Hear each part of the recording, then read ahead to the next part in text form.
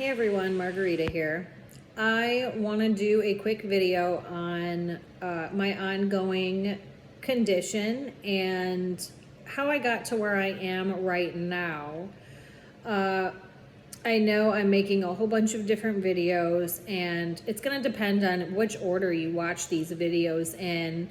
And over the course of time, as you're watching them, you'll start to notice the ups and downs and, the different speeds that I deliver the information at, or the different ways that I look, because I am chronically sick. I do have 5 brain injuries at this point. My initial injury began at the beginning of 2016, and so now this is 2024. So it's been quite some time that this was all going on. My injury became very extreme at the beginning of 2018. So this has been going on for quite some time. It did become an extreme medical emergency in January of 2018, and I remained in an extreme state of emergency, extreme state of distress, brain swelling, suffocation, ongoing very severe symptoms all at once, about 50 or 60 all at once for about 3.5 years. It was about 3.5 years where it was that extreme. So I am past the extreme point, and the problem is I do have a chronic condition. You would consider what I'm dealing with a chronic condition because the symptoms are chronic. So I live daily, every day since the day of the injury, with continuous waxing and waning symptoms, or ebb and flow symptoms. It did take 34.5 months from the time the injury became extreme before I ever had 1 day of relief from, all of these symptoms. And even then, it is not positive movement forward uphill. It is still an ongoing battle. That was just 1 day. There was many ups and downs from that point to this point where I'm at now. So I still have the ongoing symptoms daily. That is something I have to deal with first and foremost every day that I wake up. It has been that way since the beginning of my injury. And now we're talking, this has gone on for about 8.5 years now. So, I did reach a point where it was no longer like extreme, but the symptoms were still ongoing. And these symptoms are internal because it is a poisonous gas, carbon monoxide, that caused all of this to happen to me. I had no medical history prior to stepping foot in the building that caused my injury. I had no medical history whatsoever. So it's really hard to explain to somebody, especially where I'm at now with all of this, that I live chronically sick. People are judging me on the way that I look. That's a huge problem that I am still having. The way I look, the way I feel, and what I'm dealing with and the symptoms that I have are completely unrelated. I know I look fine. That has nothing to do with my internal symptoms. My system is overloaded with a very toxic, lethal gas that ended up breaking through my brain tissue at one point and flooded my entire system. And then from that point forward, I went about 14 months before treatment began in an extreme state. And I did not know if I was going to live or not for those 34.5 months. Even then, I did cross that threshold, but there's been many ups and downs since then. Many significant re-injuries, more brain injuries, re-exposures. That has all played a role. So there's been many ups and downs since then. And every day that I wake up, I have to do certain things to try to maintain and restore homeostasis to my body in order to do some type of daily functioning. There was legitimately no daily functioning whatsoever for those 34.5 months. There was nothing I could do about it. No household tasks or chores were ever gotten to. My older kids had to take care of them. And at one point I did have somebody working for me for about 1.5 years, and she took over doing that at that time. So, it was many years, over 5 years into the severe part of the injury before I started handling everything within a household myself. And even then, then to now into the current. It's too much for me to handle. I just basically have to take the most urgent of what has to be taken care of and run with each urgent, whatever's the most urgent for that day, for that moment. I do have to prioritize and just do what I can when I can. No daily functioning has ever been restored. I did spiral to where I am today without proper medical treatment. And, there probably won't ever be daily functioning in my life. So there is still periods of incapacitation that can last hours, days, weeks, and sometimes months still, depending on the type of re-exposure, the type of re-injury, what it was I was exposed to, because not only am I now completely allergic to all amounts of carbon monoxide, and it's not really called allergic, it would be you're hypersensitive because your system is overloaded with it.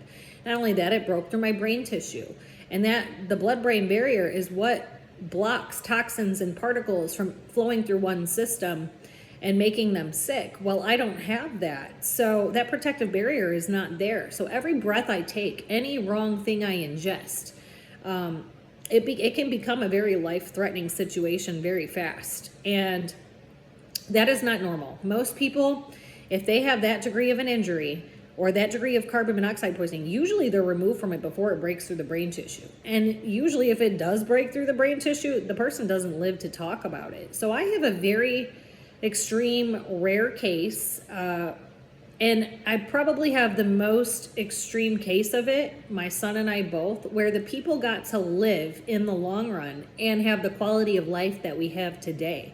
And that is only due to my life's work and my own merits.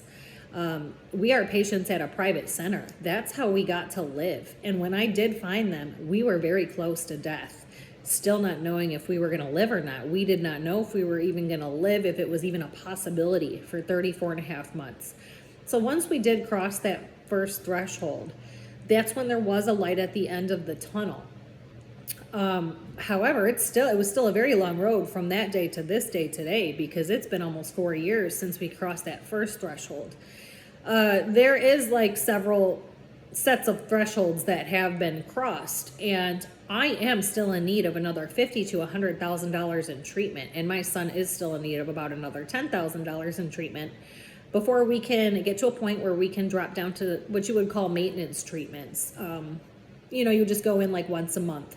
And I'm talking about hyperbaric oxygen treatments. That is the cure for carbon monoxide poisoning.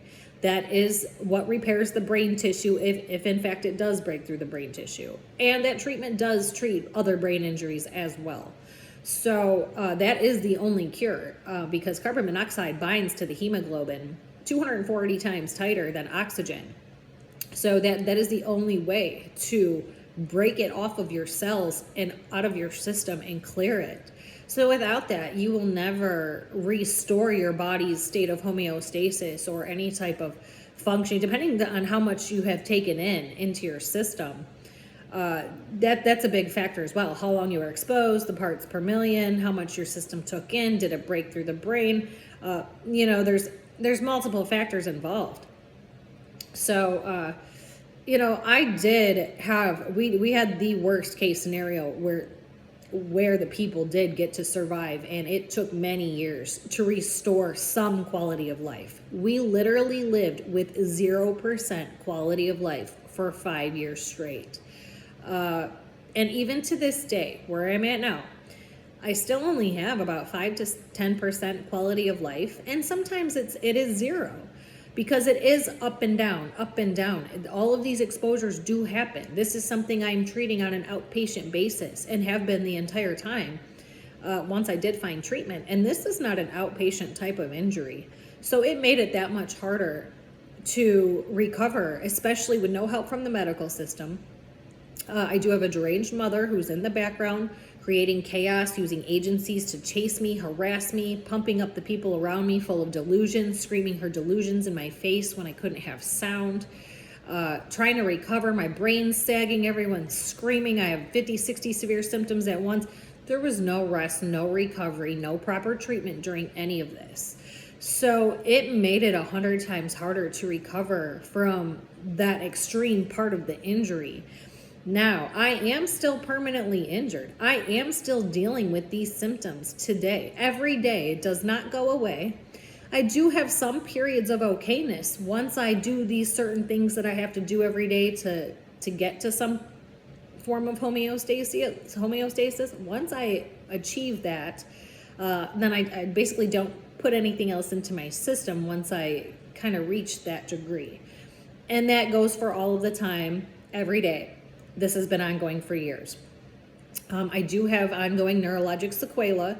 The top part of my brain tissue is still open. It is still open and raw. I do live with brain bleeding from time to time, and I have to use ear candles to suck it out of my ears. And that is exposure based. You know, if there is large companies spilling things, if there is particles I was exposed to, or, you know, just traveling from point A to point B can be a very big problem sometimes, depending on the conditions outside, the temperature, the weather, there are so many factors involved. I was literally homebound for 34 and a half months straight. Actually, it was about 3.5 years before I began to go anywhere but to treatment and back. So it took all that time. And I couldn't. It was not an option to go somewhere. It didn't matter if it had to be done or somebody's telling me I have to do that. That it was not possible. I was that sick. Not only that, but I spent that entire time by my toilet the majority of every day, with an exception of the time I would get it under control long enough to be able to get to the treatment center. And there was still many times where we had to pull over, and usually my son would vomit, and I would just be stuck in an extreme state of nausea. But the symptoms are ongoing to this day. Every day, all day, this is what I deal with. Sometimes they're very extreme. I am incapacitated from time to time. I do have to lay down many different times throughout the day, depending on how many exposures I've had recently, or if I've just been in my home. You know, my home is my safe zone, basically. And sometimes it has not been safe during this. I have been forced from my home due to Ford Motor Company's 15,000 gallon gasoline leak, liquid gasoline, 3 years ago. So all the way up until that point, that was my safe place. And I am back in the home now currently. And a lot has happened since then, and a lot more damage has occurred, damage to my life, damage to my system due to that. But if I am able to, you know, just stay put in my home, that's where I am the safest, as long as I'm not going out and about in the world exposing myself to this or that, walking in the wrong building, getting in the wrong car, getting behind the wrong vehicle in traffic. All of those are very big factors. All it takes is one wrong breath, and I could be out for days, weeks, months. I become unconscious like an hour or two later. There's nothing I can do about it. It controls my life. The injury and the result of the injury and the poison that is overloaded in my system, mixed with the brain injuries as well. It controls every aspect of my life. That has to be dealt with first and foremost every day, all day. And that has been since the injury occurred. This is ongoing for years. And people are still judging me on what I look like, and not my actual medical documentation or any of what I've actually been through. They cannot comprehend, because I am not at a hospital, that this is what is going on. So when I say I'm having symptoms, I don't mean mental and emotional symptoms. I mean I have physical ongoing symptoms.